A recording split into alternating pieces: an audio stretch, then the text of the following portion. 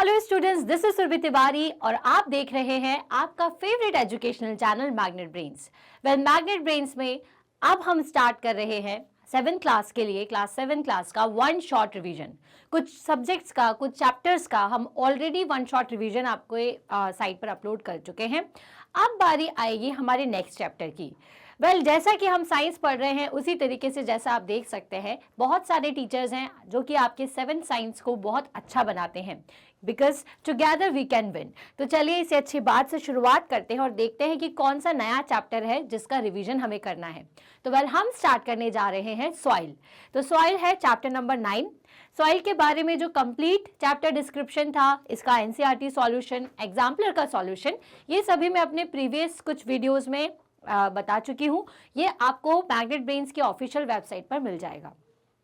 तो चलिए शुरुआत करेंगे अब हम हमारे चैप्टर सॉइल की। अब सॉइल में हमें सबसे पहले ये पढ़ना है कि सॉइल होता क्या है। सॉइल के स्टार्ट करें उससे पहले हम ये जान लेते हैं कि सॉइल हमारे लिए ज़रूरी क्यों है इसको पढ़ना, और दूसरी चीज़ के इसके कुछ एग्जाम्पल्स देख लेते हैं कि भाई सॉइल एक्चुअल में क्यों इम्पॉर्टेंट है। तो देखिए, सॉइल जो कि आप जानते ही है, सरफेस का जो अपर पोर्शन होता है उसको आप सॉइल कहते हो, है ना। आप तो यही समझते हैं। अभी अपन एक्सप्लेन करेंगे कि सॉइल क्या है, सॉइल प्रोफाइल क्या है, राइट। सो बेसिकली सॉइल का यूज क्या है। अब आप तो जानते हैं कि जितने भी आपके प्लांट्स हैं, ट्रीज हैं, वो सभी सॉइल पर ही ग्रो करते हैं। तो पहली चीज कि हमें प्रॉपर अमाउंट में फूड मिल सके प्लांट से, ट्रीज से, तो इसके लिए सॉइल जरूरी है। दूसरी चीज ये जरूरी है कि टाइप ऑफ सॉइल अगर हमें पता होता है तो हम उस तरह की क्रॉप्स को सॉइल पर लगाते हैं।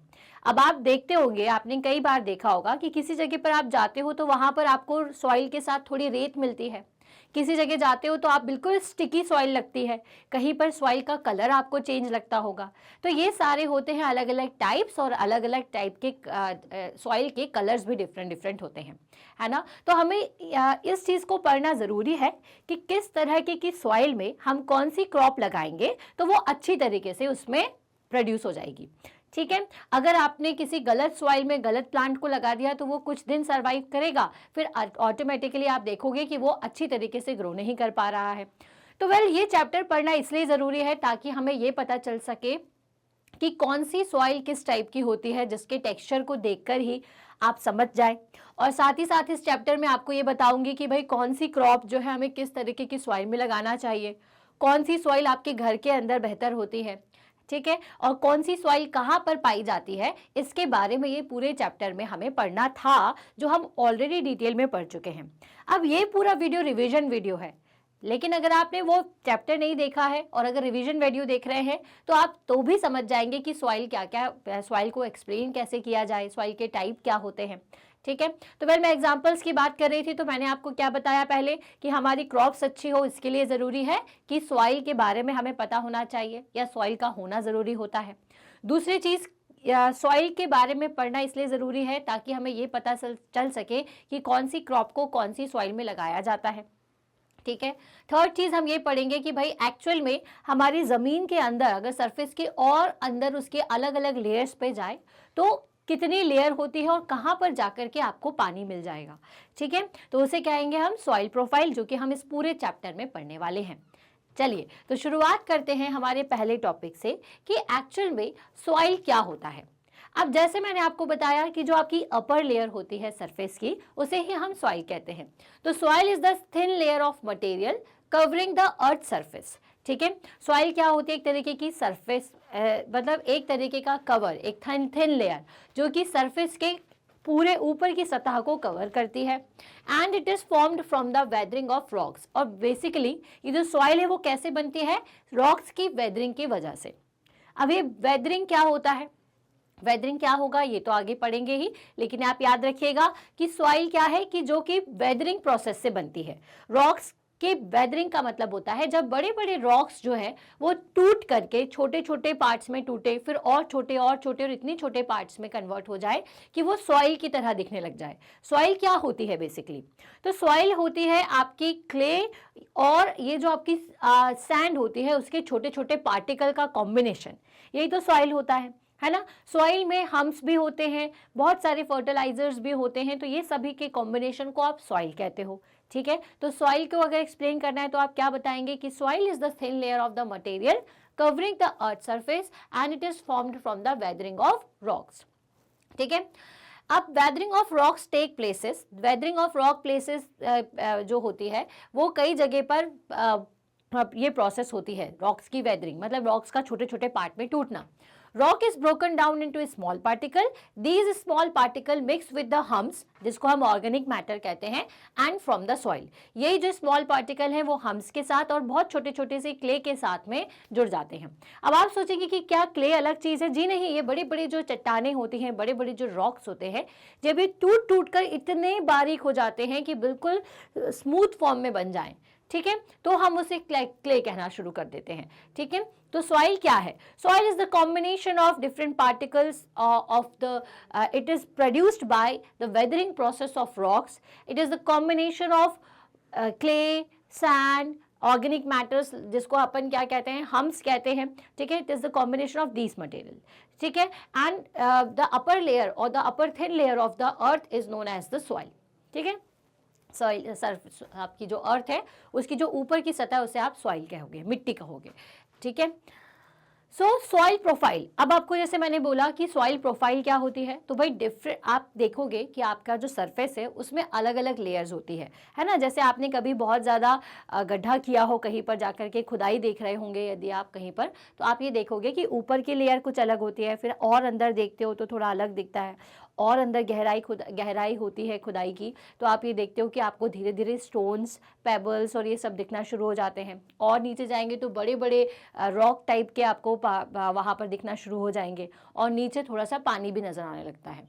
ठीक है, तो वेल ये जो अलग अलग जगह हैं जहाँ पर कभी हमें स्टोन्स मिल जा रहे हैं, कभी सिर्फ आपको क्ले और सैंड मिल रही है, या फिर आपको बड़ी बड़ी सी जो चट्टानें मिलना शुरू हो जाती है, तो ये सभी अलग अलग लेयर्स कहलाती है सॉइल की, जिसको पढ़ते हैं हम in a form of soil profile, या फिर उन पूरे लेयर्स के कॉम्बिनेशन को ही हम सॉइल प्रोफाइल कहते हैं। ठीक है, तो different layers of soil are called soil horizon and the cross sectional arrangement of these layer in soil is called the soil profile. ठीक है, ये जो अलग अलग लेयर्स होती है उसे हम कहते हैं सॉइल हॉरिजन, है ना। अलग अलग लेयर्स कैसी होती है, अभी मैं आपको आगे एक पिक्चर दिखाती हूँ, उसमें आप देखेंगे कि अलग अलग सॉइल की लेयर्स होती हैं। तो इन सभी लेयर्स को हम क्या कहते हैं? इन सभी लेयर्स को हम सॉइल हॉरिजन कहते हैं। Okay, and the cross sectional arrangement, और इनका क्रॉस सेक्शनल जो अरेंजमेंट होता है, एक दूसरे से जो अरेंज जिस तरह से होती है, उस पूरे को हम कहते हैं soil profile. Each layer of soil have different texture and color, different depth and varying chemical compositions. हर एक लेयर का क्या होता है? हर एक लेयर दूसरे से अलग होती है। कैसे अलग होती है? हर का टेक्सचर अलग होगा, कलर अलग होगा, डिफरेंट डेप्थ होगी, मतलब कि कितनी गहराई तक ये फैला हुआ है, ये चीज़ अलग होगा, और सभी की केमिकल कंपोजिशन, मतलब किस चीज़ से मिलकर के बनी है, हो सकता है सब अलग अलग रॉक से मिलकर के बनी हुई हो, तो इस हिसाब से सभी की केमिकल कंपोजिशंस भी कैसी होती हैं? अलग अलग होती हैं। क्लियर हुआ? तो वेल आपको ये ना सब चीज़ें याद रखते चलनी है कि सॉइल प्रोफाइल क्या है। तो डिफरेंट लेयर्स को हम कहते हैं सॉइल की सॉइल हॉरिजन, और इनका जो क्रॉस सेक्शनल व्यू है उसे कहा जाता है, क्रॉस सेक्शनल व्यू का मतलब समझाती हूँ मैं, जैसे कोई एक चीज़ है ना, जैसे कोई एक ठोस चीज़ है, कोई एक सॉलिड चीज़ है, मैंने उसको बीच में से कट कर दिया। ठीक है, जैसे एक बड़ा सा ब्रेड है, आपने उसको बीच में से कट कर दिया, तो बीच में आपको जो लेयर्स दिखती है ना, या उसका जो बीच का पोर्शन दिखना शुरू हो जाता है, उसे कहते हैं क्रॉस सेक्शनल व्यू, है ना। तो उसी क्रॉस सेक्शनल व्यू को या उसी क्रॉस सेक्शनल अरेंजमेंट को सॉइल का सॉइल प्रोफाइल कहा जाता है। ठीक है, मतलब कि आपने क्या किया, समझने के लिए उसको सॉइल प्रोफाइल नाम दे दिया है। कैसे देखा है आपने उसको बीच में से लिया और इसे कट करके देख रहे हो, तो आपको अलग अलग लेयर्स दिख रही है, तो इसलिए आप उसको सॉइल प्रोफाइल कह रहे हो। बाकी जो पूरी लेयर्स होती है उसको सॉइल हॉरिजन कहा जाता है।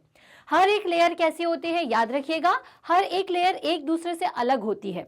जैसे किस चीज़ से एक दूसरे को अलग बनाती है, ऐसी कौन सी चीज़ें हैं, तो उनका टेक्सचर अलग होता है, उनका कलर अलग होता है, उनकी डेप्थ अलग अलग हो सकती है, और उनका केमिकल कंपोजिशन अलग अलग हो सकता है।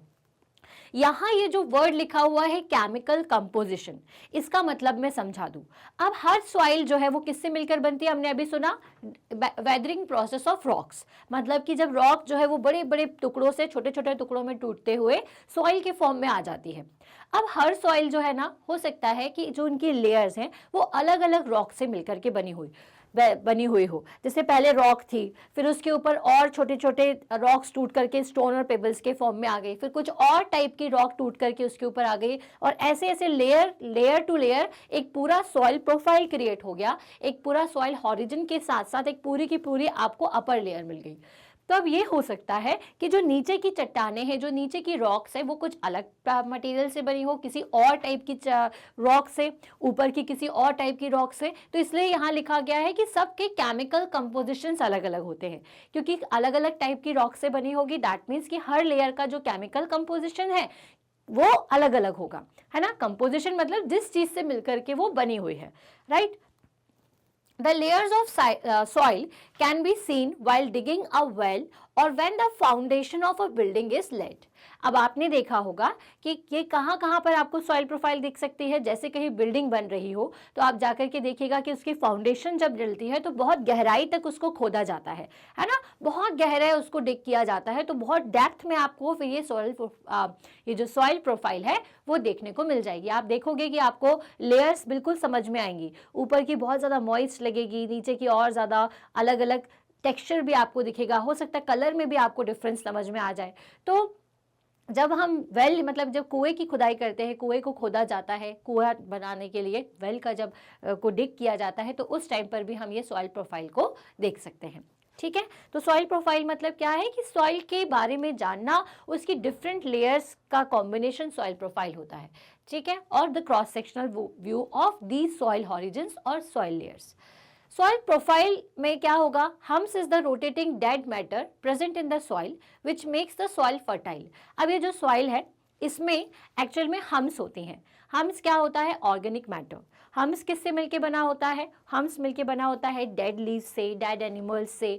ठीक है, इन सबके बहुत ज़्यादा कॉम्बिनेशन से एक ये किस मैन्योर के फॉर्म में कन्वर्ट हो जाएगा, जो कि आप जिसको क्या कहते हैं, अपन हम्स कहते हैं। तो हम्स जो है वो रोटेटिंग डेड मैटर होता है जो कि सॉइल में प्रेजेंट होता है, और इसी हम्स की वजह से जो सॉइल है आपकी वो ज़्यादा फर्टाइल होती है। Plants absorb their nutrition from the hums in the soil. अब ये जो प्लांट्स हैं आपके, वो क्या करते हैं, न्यूट्रिशन कहाँ से लेते हैं, प्लांट्स इन्हीं हम से न्यूट्रिशन लेते हैं। अपन कहते हैं ना कि सारा न्यूट्रिशन जो है आपके प्लांट्स को वो सॉइल से मिलता है। तो सॉइल में एक्चुअल में ऐसी क्या चीज़ होती है, तो सॉइल में होते हैं हम्स जो कि ऑर्गेनिक मैटर होते हैं, और सारा न्यूट्रिशन जो है प्लांट को इन्हीं हम्स से मिलता है। ठीक है, तो सॉइल का क्या काम है, तो भाई सॉइल का काम है पानी को इकट्ठा करना, उसमें से प्रॉपर एयर का सर्कुलेशन है, इस सारी चीज़ों के लिए सॉइल ज़रूरी होती है, और इस हम्स को कैरी करने के लिए, हम्स को मेंटेन करने के लिए। ठीक है, अब अपन पढ़ेंगे डिटेल बाय डिटेल कि सॉइल प्रोफाइल एक्चुअल में क्या है। ओके, तो जैसे मैंने बताया कि सॉइल में डिफरेंट हॉरिजन्स होते हैं या लेयर्स होती हैं। तो सबसे पहले लेयर जो होता है उसे कहा जाता है ए हॉरिजन। क्या कहते हैं, ए हॉरिजन। जैसे कि आप देख रहे हो ये जो अपर मोस्ट लेयर है इसे आप ए हॉरिजन कहते हैं। एक ओ हॉरिजन भी होता है, लेकिन वो वाला पार्ट होता है जहाँ पे बहुत ज़्यादा हम्स और आपका स्टार्टिंग का बिल्कुल पार्ट, लेकिन हम इसको ए हॉरिजन में कंसिडर करेंगे। ठीक है, तो सबसे पहले जो टॉप मोस्ट सॉइल है वो कहलाती है A horizon. This is the top most horizon and also called as top soil. इसे क्या कहते हैं अपन, टॉप सॉइल भी कहते हैं। ओके, अब इसमें क्या होता है, इसमें सबसे ज़्यादा मिनरल्स होते हैं, सबसे ज़्यादा हम्स जो है वो आपको सबसे ऊपर मिलेगा, क्योंकि आप देखिए सारा का सारा जो डेड ऑर्गेनिक मैटर है वो नीचे तो नहीं जा पाएगा, वो ऊपर की सतह पर ही रहेगा ना, ऊपर की लेयर पर ही रहेगा। तो उनका जो पूरा कॉम्बिनेशन है हम्स का वो आपको ऊपर मिलेगा।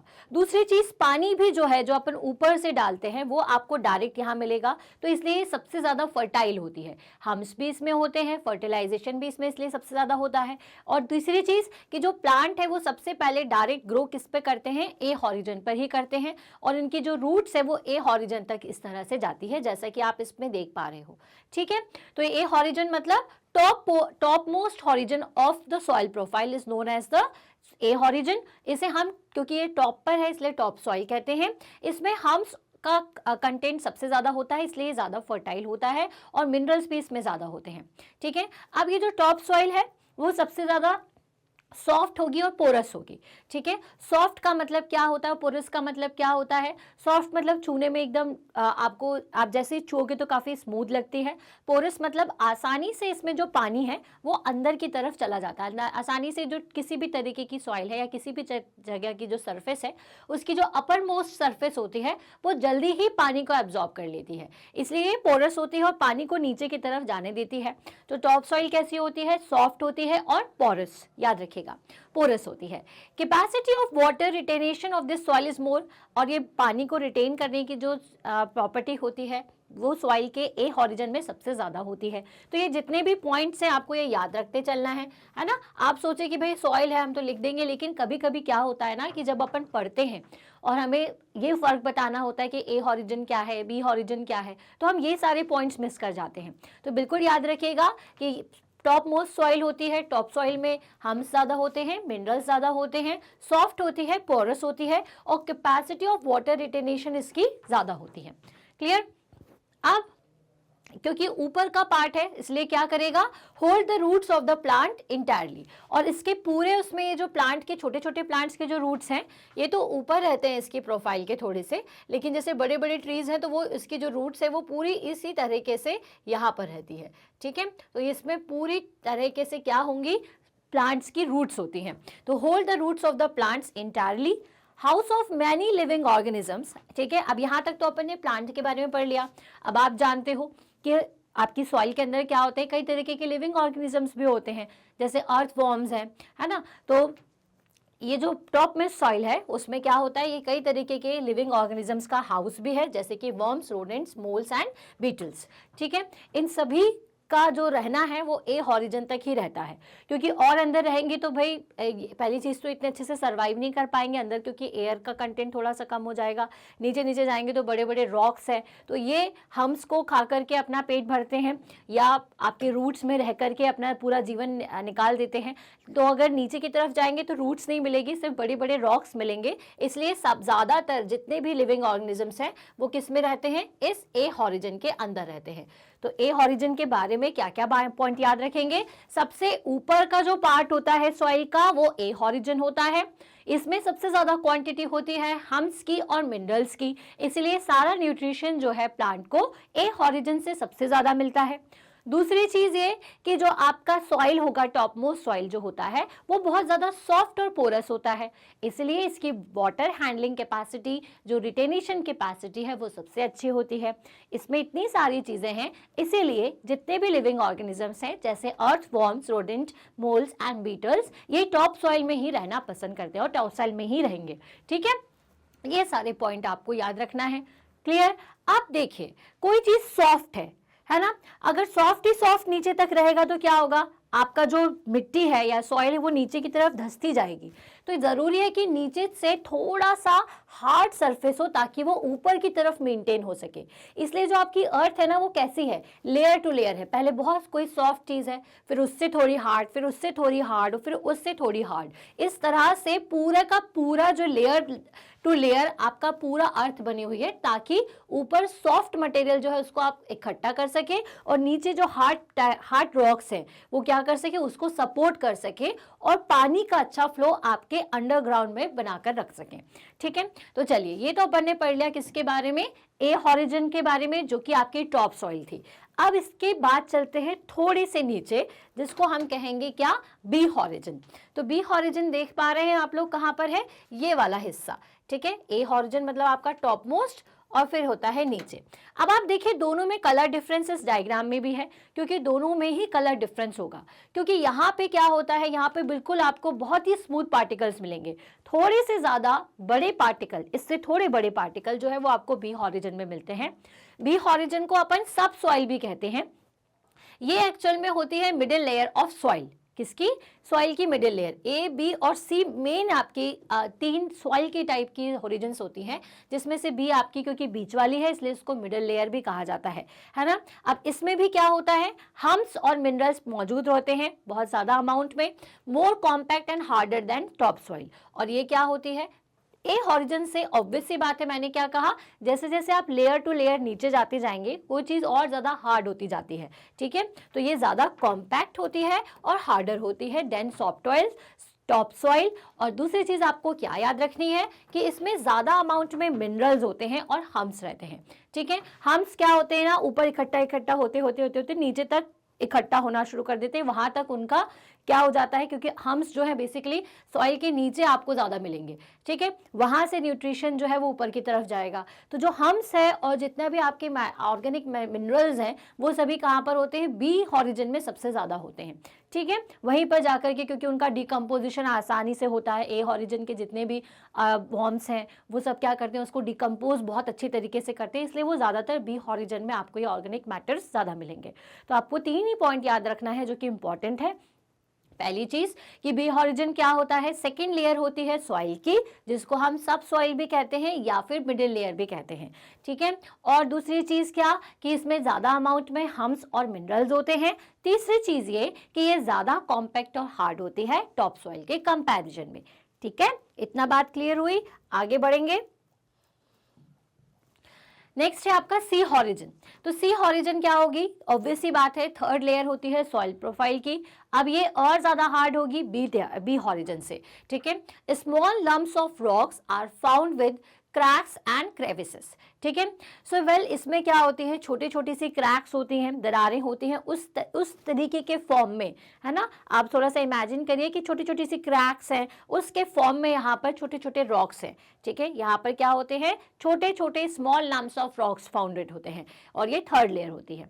फिर आती है आपकी बैड रॉक्स, जिसको आप आर हॉरिजन भी कहते हो। अब बैड रॉक जैसे नाम से ही समझ में आ रहा है, ये सॉइल प्रोफाइल की लास्ट लेयर होती है, ठीक है। अब और गहरे तक जाएंगे तो भाई और भी अंदर है हमारी धरती, हमारी अर्थ, लेकिन हम जो पहुंच पाते हैं वो यहाँ तक ही पहुंच पाते हैं। अगर सॉइल की बात करें तो वो यही तक रहती है, ठीक है।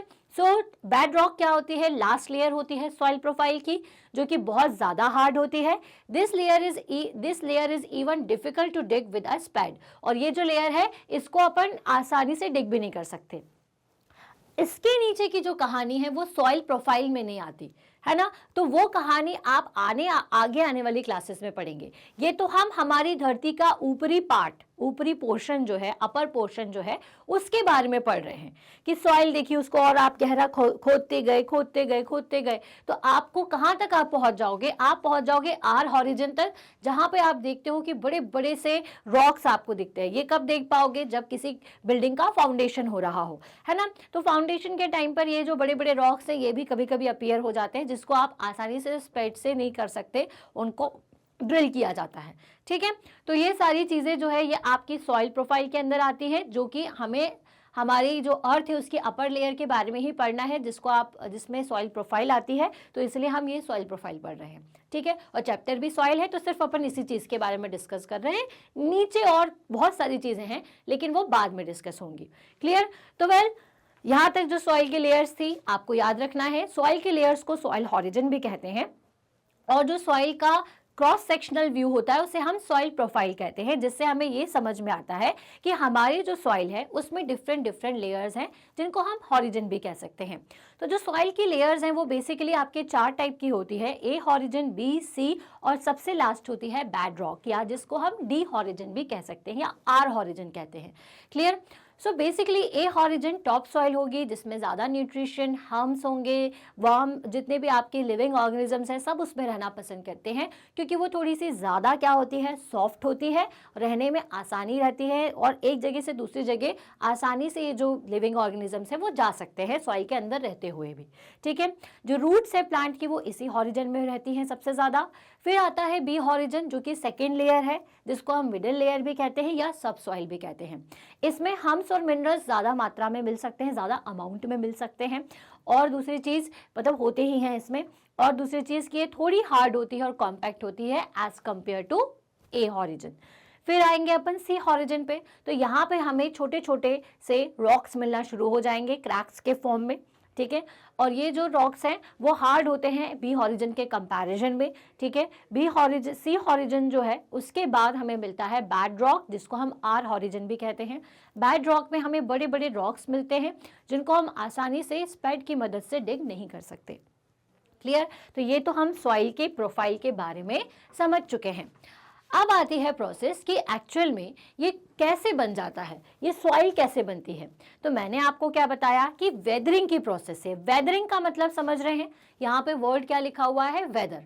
अब वेदरिंग का मतलब है कि अलग अलग तरीके के वेदर की वजह से, कभी कभी बहुत तेज़ हवा चली तो हवा चलने की वजह से जो बड़ी बड़ी रॉक्स थी वो ऊपर से नीचे की ओर गिरी।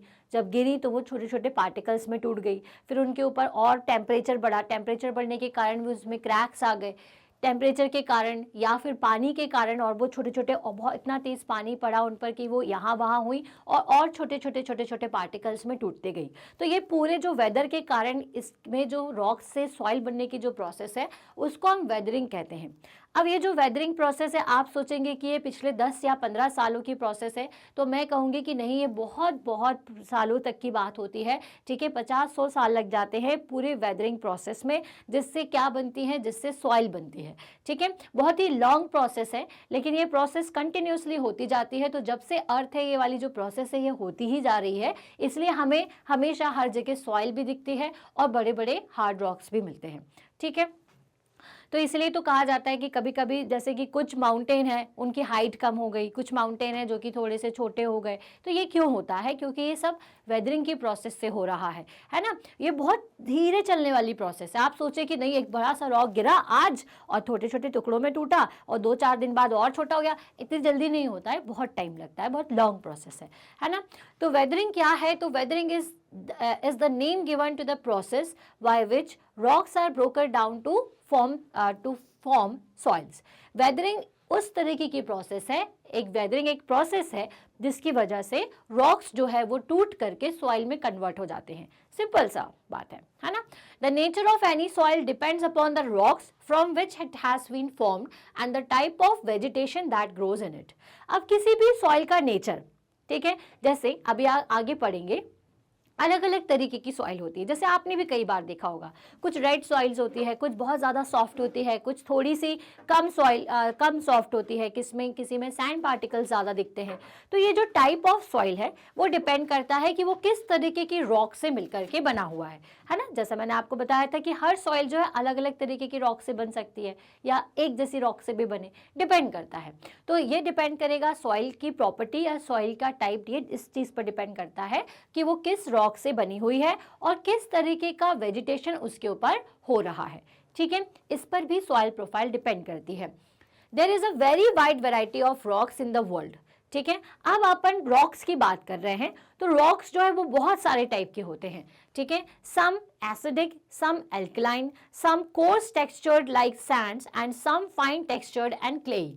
बेसिकली क्या होता है, ये जो स्टोन्स होते हैं, जो बड़े बड़े रॉक्स होते हैं, ये भी कैसे होते हैं? एसिडिक नेचर के होते हैं, कुछ एल्कलाइन नेचर के होते हैं, कुछ ऐसे होते हैं जिनमें सैंड का टेक्सचर ज़्यादा हो, कुछ क्लेई ज़्यादा होते हैं। अब आप देखते होंगे कई बड़े बड़े से अगर आपने चट्टानें देखी होंगी तो सब अलग अलग तरीके की दिखती हैं। कुछ एकदम आपको कैसी दिखती है? स्मूथ दिखती हैं, मतलब एकदम चिकनी चिकनी सी लगती है। कुछ रॉक्स कैसी होती हैं कि जिसमें छोटे से आपको पोर्स दिखते हैं, है ना। तो अलग अलग तरीके की चट्टानें होती हैं, अलग अलग तरीके की रॉक्स होती हैं। तो आप खुद सोचिए कि जब इस तरीके की रॉक्स को आप और ज़्यादा ऐसे छोटे उसमें बिल्कुल क्रश कर दोगे तो उनसे बनने वाली जो सॉइल है या उसके जो छोटे छोटे पार्टिकल्स हैं वो सब अलग अलग क्वालिटी के ही होंगे ना। तो इसलिए क्योंकि अलग अलग टाइप की रॉक्स होती हैं, जैसे कि कुछ रॉक्स एल्कलाइन होती हैं, कुछ एसिडिक होती हैं, कुछ आपकी कोर्स टेक्सचर्ड लाइक सैंड्स होती हैं और कुछ आपकी फाइन टेक्सचर जैसे कि क्लेई होती है, उस तरीके की होती हैं। तो जब कोई क्ले या जब कोई सॉइल इस तरीके की रॉक से मिलकर के बने तो इसका मतलब क्या होगा कि उसका नेचर भी अलग अलग होगा। So it is forms the rocks and sediments that soil inherit their particular texture. ठीक है, it is from the rocks and sediments. तो ये basically rocks और sediments के ऊपर ही डिपेंड करता है कि किस तरह की सॉइल बनने वाली है।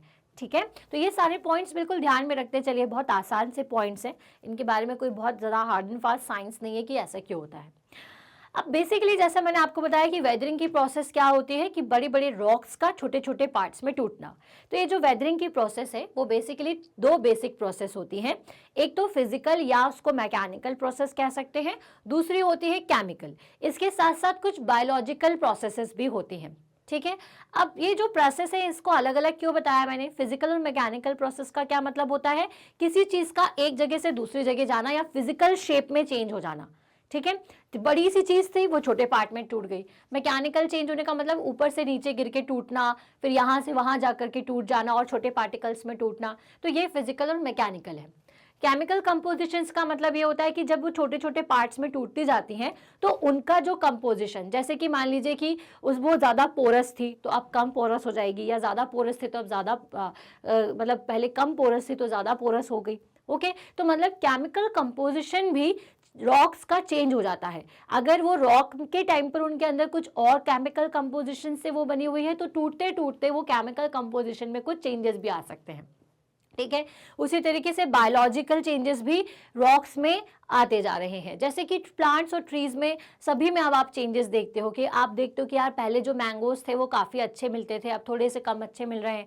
तो ऐसे क्यों? क्योंकि सब में कुछ ना कुछ इनहेरेंट बायोलॉजिकल चेंजेस हो रहे हैं। तो आपको तो ये याद रखना है कि जो वेदरिंग की प्रोसेस है वो दो तरीके से बेसिकली होती है, एक तो फिजिकल और मैकेनिकल या फिर केमिकल।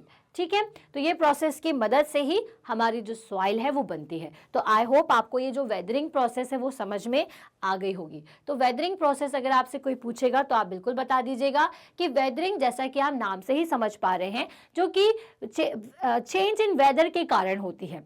और इस प्रोसेस में क्या होता है? तो इस प्रोसेस में जो रॉक्स है वो छोटे छोटे पार्टिकल्स में टूट करके सॉइल में कन्वर्ट हो जाती है। अब आपसे पूछेंगे तो ये प्रोसेस कैसे होती है, तो आप बताइएगा कि दो तरीके के हो सकती है। एक तो आपकी केमिकल प्रोसेस और एक हो सकती है उसका फिजिकल या mechanical process. Physical mechanical process का मतलब ये है कि जब आपकी जो रॉक्स है वो एक जगह जहाँ पर वो है वहाँ से हट करके कहीं और डिस्प्लेस हो जाए और टूट जाए और छोटे पार्टिकल में टूट जाए। केमिकल कंपोजिशन मतलब कि जिस कंपोजिशन से वो बनी हुई थी टूटने के बाद उसमें चेंजेस आ जाएं या उन चेंजेस होने के कारण वो टूट जाए। ठीक है, तो इसको कहते हैं उसका केमिकल कंपोजिशन या केमिकल वेदरिंग प्रोसेस। राइट, अब इसके बाद ये बता दीजिएगा कि जो भी रॉक्स हैं वो अलग अलग नेचर की हो सकती हैं। जो भी जितनी भी रॉक्स होती हैं, जैसा कि हमने बताया था, कोई एसिडिक होती है, अल्कलाइन होती हैं, कुछ सैंडी टाइप की ज़्यादा होती है, कुछ क्लेई टाइप की ज़्यादा होती है। तो क्योंकि ये अलग अलग कंपोजिशंस की बनी हुई होती है तो इनके कारण बनने वाली सॉइल भी अलग अलग कंपोजिशन की होती है और इन पे लगने वाली जो क्रॉप्स होती है या जो इनके ऊपर लगने वाले प्लांट्स होते हैं वो भी अलग अलग टाइप के होते हैं। ठीक है, जैसे कि कुछ जो सॉइल है उसमें बड़े बड़े पार्टिकल होते हैं तो एयर आसानी से जाती है तो वहाँ पे प्लांट जो हैं वो ज़्यादातर लगते हैं। कुछ ऐसी सॉइल होती है जिसमें कि आपका नाइट्रोजन कंटेंट नहीं होता या गैसियस कंटेंट थोड़ा कम होता है तो वहाँ कुछ अलग तरीके के प्लांट लगते हैं। तो ये सब सॉइल का जो बनना है वो सब डिपेंड करता है कि किस तरीके की रॉक से ये मिलकर के बनी हुई है। और इम्पॉर्टेंट याद रखना है आपको, ये इम्पॉर्टेंटली ये याद रखना है कि जो वेदरिंग की प्रोसेस है वो एक शॉर्ट टर्म प्रोसेस नहीं है, ये एक लॉन्ग टर्म प्रोसेस है जो कि बहुत सालों से के बाद बनती है। ठीक है, और ये कंटिन्यूअस प्रोसेस है। कंटिन्यूअस प्रोसेस मतलब अभी भी कहीं ना कहीं वेदरिंग हो रही होगी, ये हमें दिखाई नहीं देगा लेकिन ये प्रोसेस चलती जाती है। ठीक है, और ये जनरली बड़े बड़े पहाड़ी इलाकों पे आपको ज़्यादा देखने को मिलेगी। और ये जो क्ले है वो पानी के साथ में या बड़ी बड़ी रिवर्स के साथ में क्या होती है, एक जगह से दूसरी जगह तक पहुंच जाती है। ठीक है, चलिए, तो ये तो अपन समझ गए कि भाई वेदरिंग की प्रोसेस क्या है और ये कितने तरीके से हो सकती है। अब जैसा हमने डिस्कस किया कि वेदरिंग जो है वो अलग अलग रॉक्स की हो सकती है जिनके कारण अलग अलग टाइप की सॉइल बनती है। तो वो है क्या टाइप? तो वो टाइप है सॉइल टाइप जिसको हम 4 मेन पार्ट में डिस्क्राइब कर सकते हैं। इसके अलावा भी कई तरीके की सॉइल होती हैं जो कि आप हो सकता है आगे जा करके पढ़ें, लेकिन जो मेन ग्रुप्स हैं वो हैं Sandy, silt, clay and Lumi soil. ठीक है, तो आज अपन ये पढ़ेंगे कि भाई ये जो चारों टाइप्स हैं ये कैसे होते हैं और इनमें कौन कौन सी क्रॉप्स लगती है। क्लियर? तो जैसे ही मैंने आपको यहाँ पर लिखा हुआ दिख रहा है आप सभी को कि soil is classified into 4 types. जो सॉइल है वो 4 टाइप्स ही हो सकती है। एक है Sandy, silt, clay and Lumi soil. ठीक है, चलिए तो इनके बारे में पढ़ते हैं। अब जैसा आप डायग्राम में देख ही पा रहे हो, सभी में डिफरेंस है, सभी के कलर्स में, सभी के टेक्सचर में डिफरेंस लग रहा है। किसी को भी देख कर आप समझ सकते हो कि किसके पार्टिकल्स थोड़े ज़्यादा बड़े हैं और किसके पार्टिकल्स बहुत ज़्यादा फाइन हैं। क्लियर? चलिए, तो सबसे पहले अपन पढ़ेंगे सैंडी सॉइल के बारे में। अब जैसा कि नाम आपको दिख रहा है सैंडी, सैंड मतलब जिसके अंदर किसका कंटेंट हो, सैंड का कंटेंट हो। अगर आप पिक्चर को थोड़ा सा ध्यान से देखें तो आपको दिख रहा है कि इसमें सैंड का जो कंपोजिशन है वो ज़्यादा दिख रहा है। और छूने में कैसी लगेगी, बिल्कुल आप ऐसे छुएंगे तो आपको थोड़ा सा अलग अलग पार्टिकल समझ में आएंगे। तो सैंडी सॉइल क्या होती है? Sand within soil is actual small particles of the weathered rocks, है ना। तो सैंड एक्चुअल में ऐसी सॉइल जिसमें सैंड का कंटेंट हो ज़्यादा, उसे हम सैंडी सॉइल कहते हैं। ये जो सैंड है एक्चुअल में क्या है? सैंड एक्चुअल में रॉक्स के ही पार्टिकल्स हैं, लेकिन थोड़े ज्यादा बड़े। ठीक है। Sand is fairly coarse and loose, so water is able to drain through it easily. ठीक है।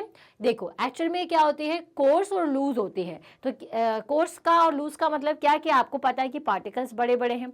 तो जब बड़े बड़े पार्टिकल्स हैं तो जब अगर आप पानी को डालोगे तो उसमें क्या होगा, रेत में जल्दी से पानी को एब्जॉर्ब। देखते कि आपने कभी देखा होगा कि आप किसी रिवर के किनारे गए, है ना, तो वहाँ पे जनरली आपको साइड में रेत ज़्यादा दिखती है। अगर आप उस सैंड में या रेत में पानी डालेंगे तो वो तुरंत ही चला जाता है। ऐसा क्यों? क्योंकि बहुत जल्दी क्या करते हैं, पानी को ड्रेन आउट कर देते हैं अपने ऊपर। जैसे ही पानी आया उसको जल्दी ले ले वो नीचे भेज देते हैं। ठीक है। तो sand is fairly coarse and loose, so water is able to drain through it easily. Next, while this is good for drainage, it is not good for growing plants because sandy soil will not hold the water or nutrition. अब क्योंकि sand में क्या होता है, basically sand के particles बड़े बड़े हैं। प्लांट के लिए क्या चाहिए कि भाई नीचे जो है पानी बना हुआ रहे, ताकि जितना भी न्यूट्रिशन है वो उन तक, रूट्स तक आसानी से वाटर के साथ में जा सके। लेकिन अब अगर ऐसी सॉइल है कि जिसमें पानी ही नहीं रुकता है तो वह प्लांट क्या ग्रो कर पाएंगे आसानी से? नहीं ग्रो कर पाएंगे। क्यों नहीं कर पाएंगे? क्योंकि भाई उनको प्रॉपर अमाउंट ऑफ पानी नहीं मिलेगा। क्योंकि ये तो एक ऐसी सॉइल है कि आपने पानी डाला और वो बह जाएगा, वहाँ से नीचे की तरफ चला जाएगा। तो फिर क्या मतलब है ऐसे सॉइल में? ठीक है। तो इसलिए बेसिकली ये जो सॉइल होती है उसमें ऐसे क्रॉप्स को लगाया जाता है जिनको कम पानी की ज़रूरत पड़े। ठीक है। और इनको जनरली आपको ये जो सॉइल है ये ऐसी जगह पर मिलेगी जहाँ पर पानी ज़्यादा होता है। तो हम ऐसे क्रॉप्स को लगाते हैं जो कि वहाँ से डायरेक्टली पानी को ले लें, जैसे कि आपका वाटरमेलन। ठीक है। वाटरमेलन को अपन सैंडी सॉइल में लगाते हैं, लेकिन जस्ट बिल्कुल रिवर के पास। ठीक है, क्योंकि ये पानी को होल्ड नहीं कर पाती। So sand within soil is actually the small particles of weathered rock. Sand is fairly coarse and loose, so water is able to drain through it easily. While this is good for drainage, it is not good for growing plants because sandy soil will not hold the water or nutrition. ठीक है। अब क्योंकि ये पानी को ज़्यादा hold नहीं करती, इसलिए अपन इसमें क्रॉप्स या फिर प्लांट्स को नहीं लगाते। ठीक है। लेकिन इनका यूज़ हम मैन्युफैक्चरिंग या कंस्ट्रक्शन के लिए ज़्यादा करते हैं। आपने देखा होगा कि घर बनाने के लिए, कोई भी बिल्डिंग को बनाने के लिए हम सैंड का यूज़ करते हैं। तो वो सैंड कहाँ से मिलती है? इसी सॉइल्स की मदद से हम उस सैंड को, उस सैंड्स जो होती है उसको अलग इसमें से कर लेते हैं और उसका यूज़ करते हैं। ठीक है। अब होती है नेक्स्ट आपकी सिल्ट सॉइल। अब आप सिल्ट को देखिए, it is the combination of fine sand. ठीक है। इसमें क्या होती है, सैंड तो होती है लेकिन बहुत ही फाइन, बड़े बड़े पार्टिकल्स नहीं होकर के छोटे छोटे पार्टिकल्स होती हैं। तो silt can be thought of as fine sand and it will hold water better than sand. ठीक है। सिल्ट जो होता है वो पानी से ज़्यादा, ठीक है, मतलब जो आपकी सैंडी सॉइल होती है या सैंड होती है उससे थोड़ा ज़्यादा फाइन होते हैं। पहली चीज़ तो इसके पार्टिकल्स, और ये आसानी से वाटर को होल्ड कर लेते हैं। If you were to hold a handful of dry silt in your hand, it would feel almost like flour. अब फ्लोर कैसा होता है आपने देखा होगा, छू करके आप इसको ऐसे करते हो तो वो उसी फॉर्म में हल्का सा हो जाता है। उसी तरीके से सिल्ट होती है।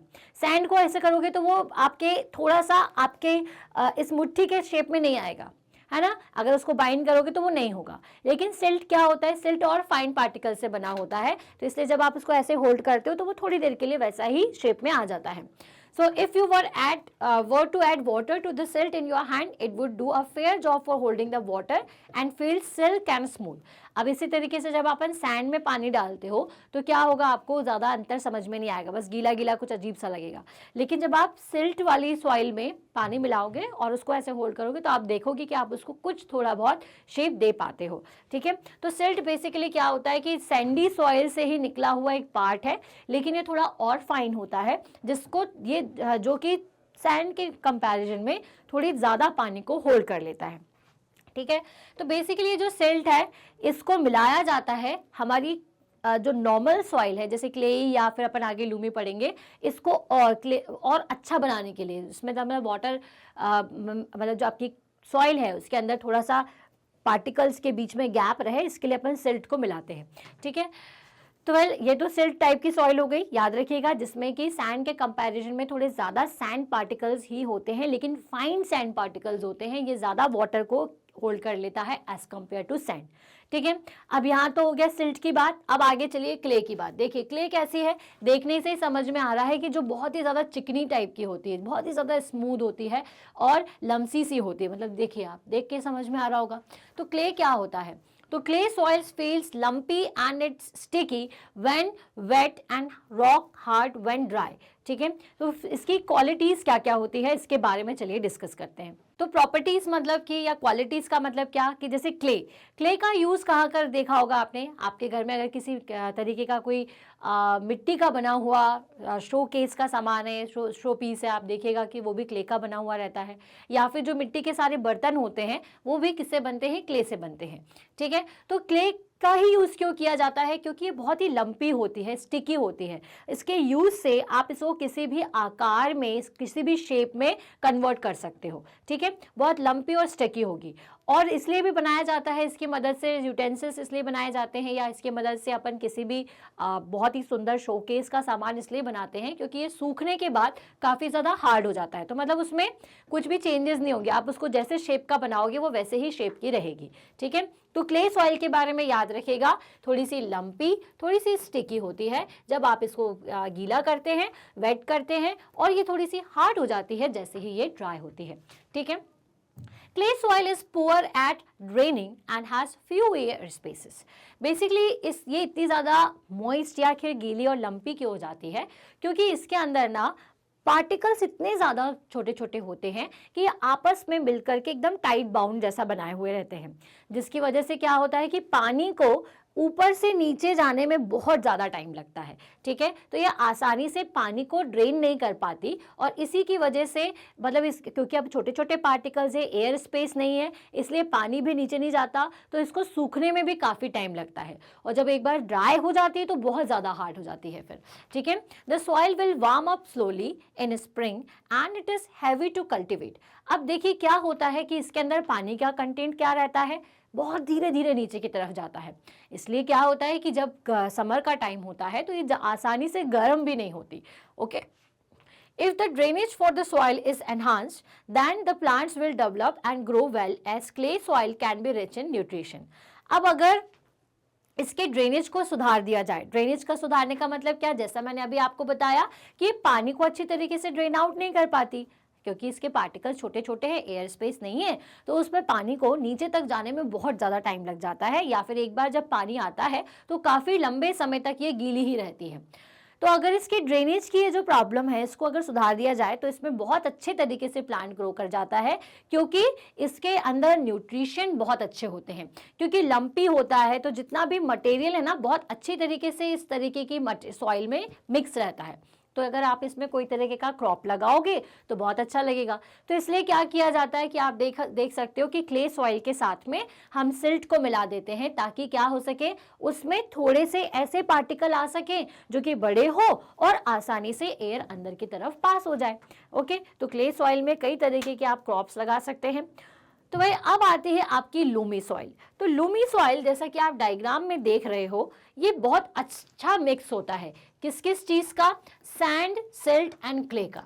तो हमारी जो सारी समस्या थी कि प्लांट्स को भाई अगर तीनों चीज़ें देनी हो तो वो कैसे मिले, तो आप यूज़ करेंगे फिर लूमी सॉइल। तो लूमी सॉइल के अंदर सैंड भी होता है, सिल्ट भी होता है और क्ले भी होता है। जैसे कि आप पिक्चर्स में डिफरेंस देखिए, इसका पिक्चर देखिए आपको कैसा लग रहा है, इसका बहुत स्टिकी, इसका थोड़ा सा सैंडी दिख रहा है लेकिन फाइन पार्टिकल्स, और ये कैसे हैं, ज़्यादा सैंड कंटेंट है। तो तीनों में ही डिफरेंस है, जिसमें लूमी जो है उसमें सारा कंटेंट है। So it has ideal characteristics for gardening, loans and shrubs. ठीक है, तो हमारे गार्डन में या लॉन्स में जो मिट्टी होती है, जो सॉइल होती है, वो जनरली लोमी सॉइल ही होती है, क्योंकि इसमें सबका कॉम्बिनेशन है। तो मतलब ये न्यूट्रिशन भी अच्छे इसमें मिल जाएंगे, पानी को भी अच्छा सा होल्ड कर लेगी, ठीक है, और ड्रिपिंग भी अच्छी होती है। तो इसलिए ये जो सॉइल है ये हमारे गार्डनिंग के लिए, हमारे यहाँ पर लॉन्स के लिए और श्रब्स वगैरह के लिए बहुत अच्छी होती है। Lumi soil has great structure, advocate drainage, is moisture retaining, full of nutrition, easily cultivate and it warms up quickly in spring।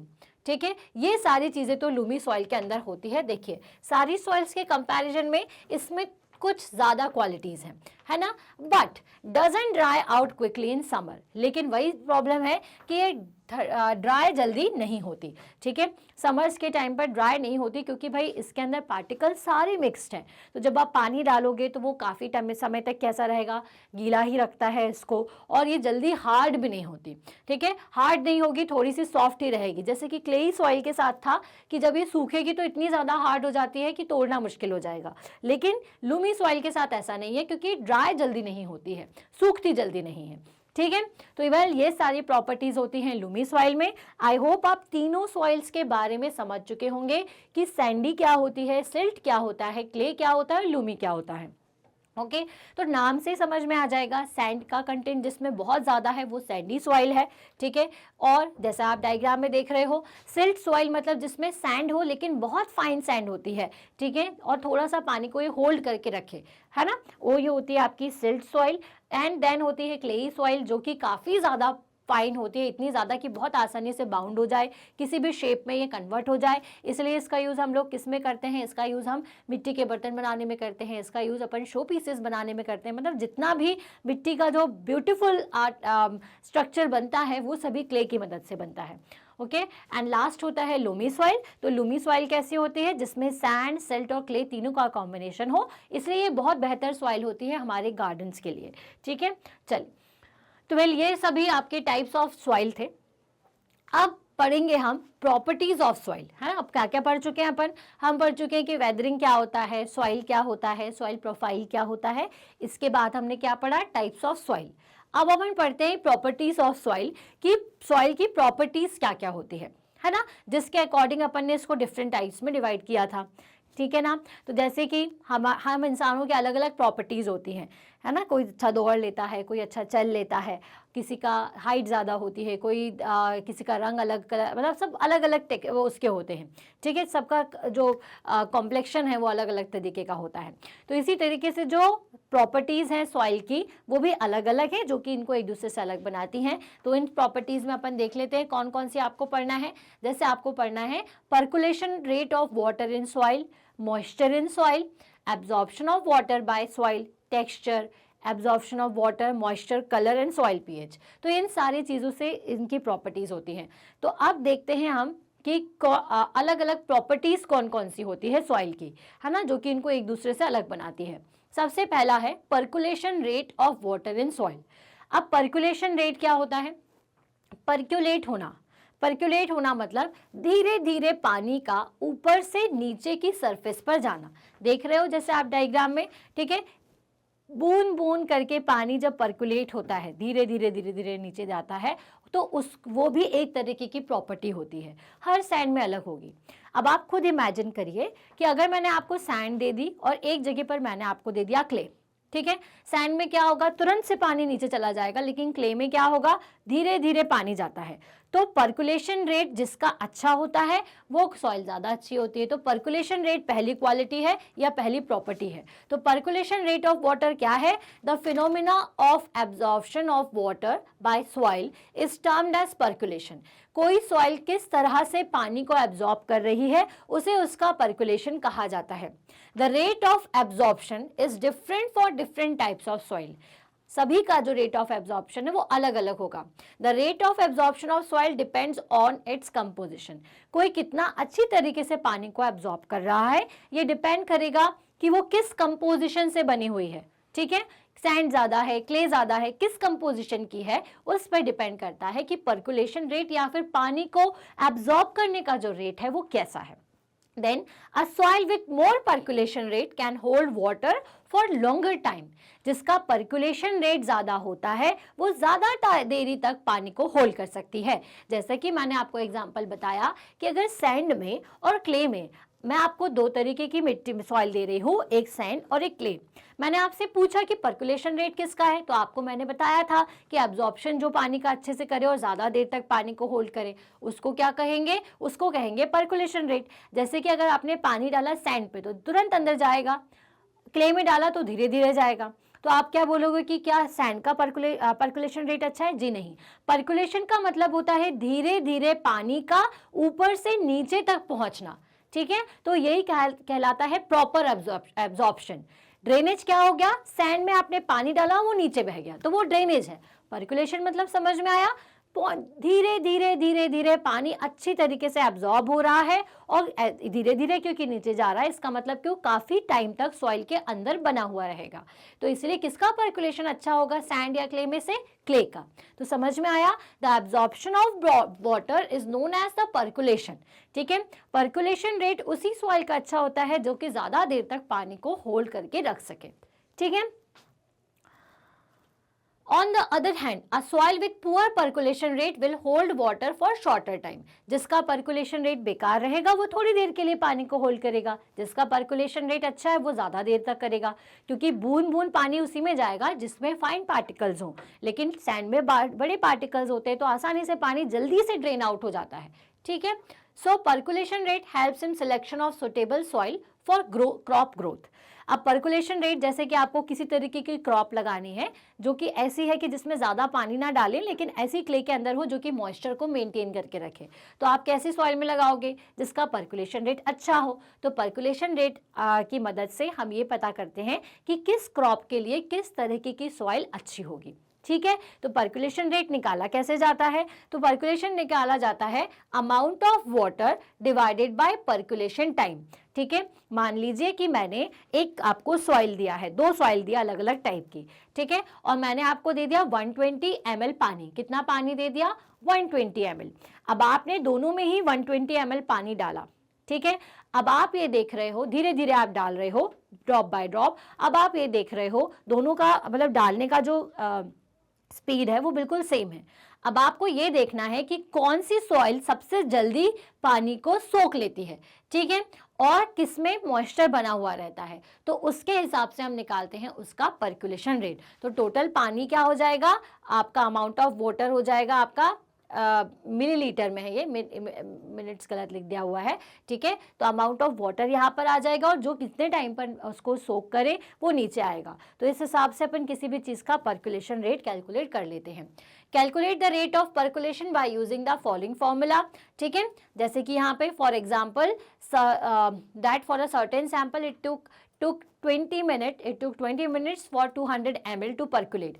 200 ml पानी को पर्कुलेट या एब्जॉर्ब करने के लिए कोई चीज़ 20 मिनट लगाती है, तो उसका पर्कुलेशन कैसे निकालोगे, 200 ml divided by 20 minutes, that is 10 ml पर मिनट, ठीक है। तो ये क्या हो गया, उसका पर्कुलेशन रेट हो गया। तो पर्कुलेशन रेट निकालने से हमें ये पता चलता है कि किसी पर्टिकुलर सैंड का या किसी पर्टिकुलर सॉइल का पर्कुलेशन रेट कैसा है, और उसकी मदद से उस तरीके की क्रॉप को हम उसमें लगाते हैं, ठीक है।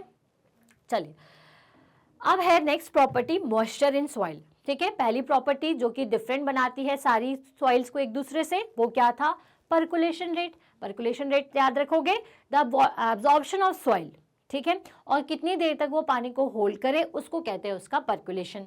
अब आता है moisture in soil. Soil moisture is the water content present inside it.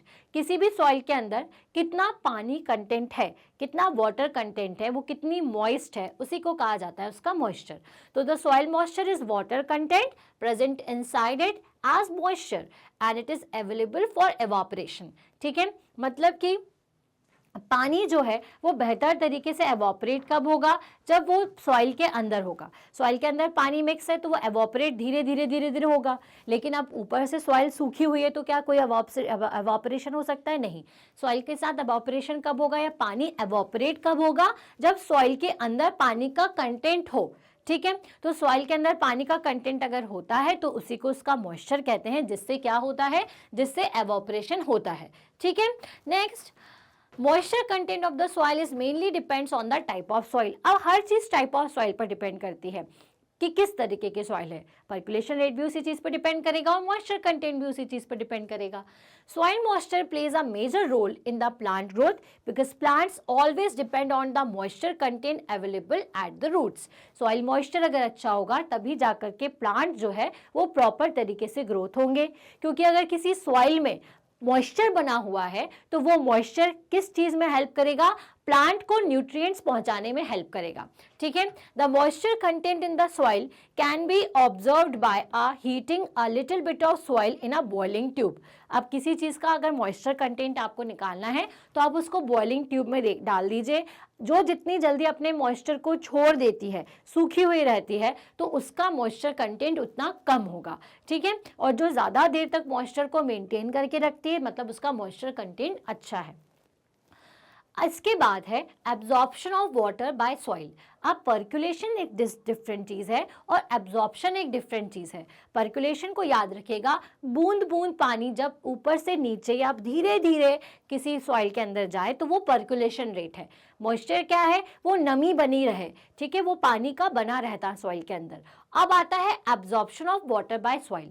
The capacity of soil to hold water before it start dripping it is called its water absorption capacity. कोई चीज कितना पानी को पी सकती है ये याद रखिए। ठीक है, तो किसी में कितना पानी डल सकता है वो कहलाता है उसका अब्जॉर्प्शन कैपेसिटी। मैंने दो तरीके की सॉइल ली, एक सैंडी सॉइल ली, अगेन में क्लेई सॉइल या फिर लूमी सॉइल ले रही हूँ। ठीक है, मैंने दोनों में ही क्या किया, आधी बाल्टी पानी डाल दिया। ठीक है, बड़े बड़े अच्छे बड़े बड़े मिट्टी के कंटेनर्स थे।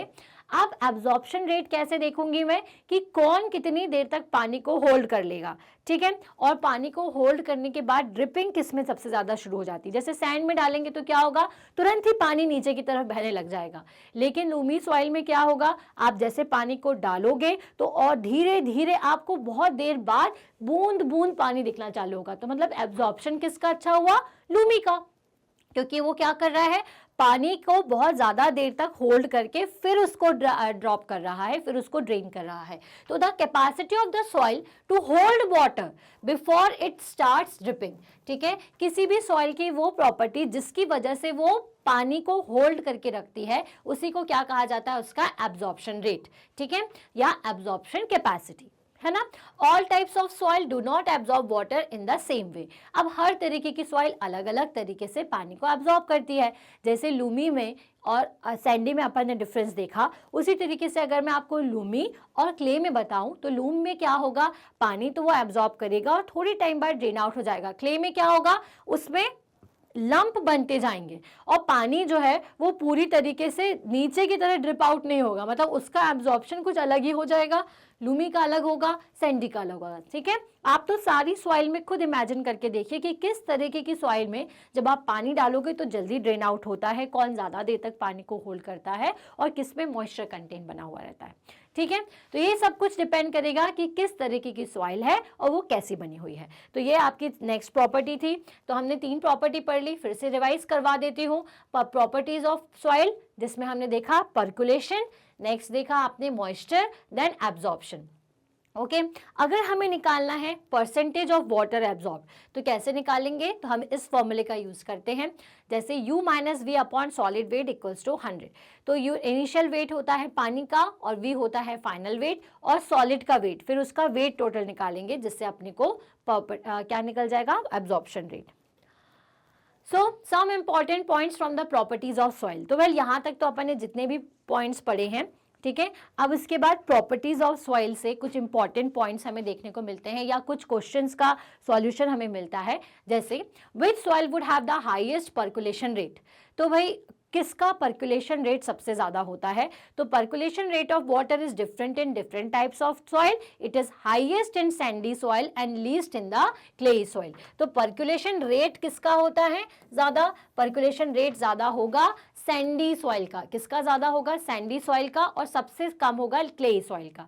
पर्कुलेशन मतलब पानी को धीरे धीरे नीचे की तरफ पर्कुलेट कर देना. सबसे जल्दी कौन ड्रेन आउट कर देता है, सबसे जल्दी कौन ड्रिप आउट कर देगा, तो वो कौन सी होगी? Sandy soil. ठीक है, क्योंकि ये क्या करेगी, इसका पर्कुलेशन रेट सबसे ज्यादा होगा. पर्कुलेशन का मतलब क्या होता है? पानी को एब्जॉर्ब करने की जो क्वालिटी है ना. तो पर्कुलेशन रेट अगर किसी चीज का ज्यादा है, दैट मीन्स कि वो पानी को कम होल्ड कर रही है.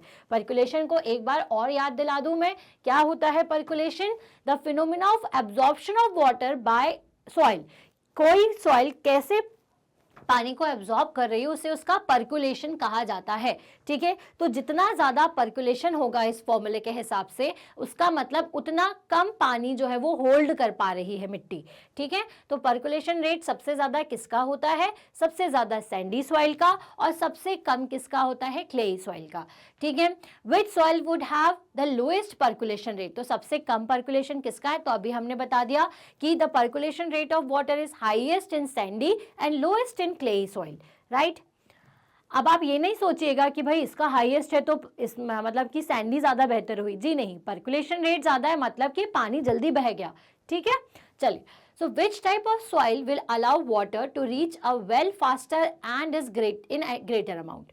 ठीक है, तो किस सॉइल के कारण जो पानी है वो कुएं में सबसे जल्दी पहुंचेगा? अब आप खुद सोचिए, पर्कुलेशन रेट किसका कम था, किसका ज्यादा था? सैंडी सॉइल का. और कम किसका है? क्लेई सॉइल का. तो अगर मिट्टी में सैंड ज्यादा है तो इसका मतलब अगर सैंड ज्यादा है तो वो पानी को अपने अंदर होल्ड करके नहीं रखेगी, और तुरंत से पानी कहाँ आ जाएगा? तुरंत से पानी आपको नीचे कुएं में दिखना चालू हो जाएगा. तो अगर सैंडी सॉइल है तो वहां पे जल्दी पानी दिखेगा as compare to clayey soil. ठीक है, so the sandy soil allow the water to reach a well faster and in a greater amount. तो जो सैंडी सॉइल होती है उसके कारण पानी जो है वो जल्दी पहुंच जाएगा, क्योंकि वो उसको एब्जॉर्ब करके नहीं रखती. ठीक है, और सैंडी सॉइल के जो पार्टिकल हैं वो लूजली पैक्ड होते हैं, तो इसलिए लार्ज एयर स्पेस उसके बीच में होता है, तो water socks into it easily. इसलिए उसमें पानी जल्दी से जा करके ऊपर से जल्दी सोक कर लेगा और नीचे आसानी से भेज देगा.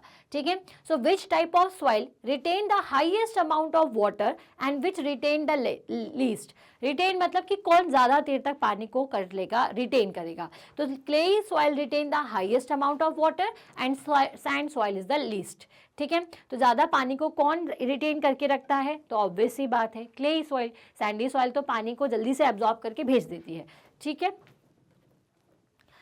Any method to let more rain water percolate and reach the water underground? तो वेल, ऐसी कोई मैथड बताइए जिससे कि जो रेन वाटर है वो पर्कुलेट हो. अब ये पर्कुलेट वर्ड का मतलब ना थोड़ा समझ लीजिए.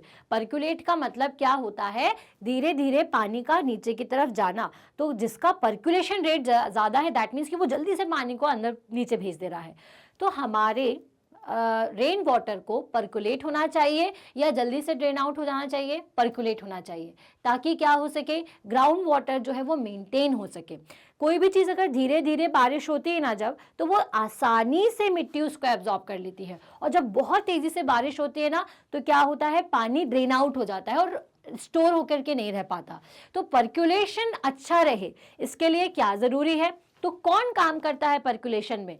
पर्कुलेशन में काम करते हैं हमारे प्लांट्स. बात को समझिए कि जब सरफेस पर प्लांट लगे होते हैं और बारिश आती है, तो बारिश उनकी पत्तियों से होते हुए, ट्रीज की या प्लांट्स की जो लीव्स है उनसे होते हुए धीरे धीरे पानी तेजी से भी आता है, तो उनके ऊपर पड़ेगा और धीरे धीरे पानी जो है हमारी सरफेस के अंदर ड्रॉप बाय ड्रॉप जाता है.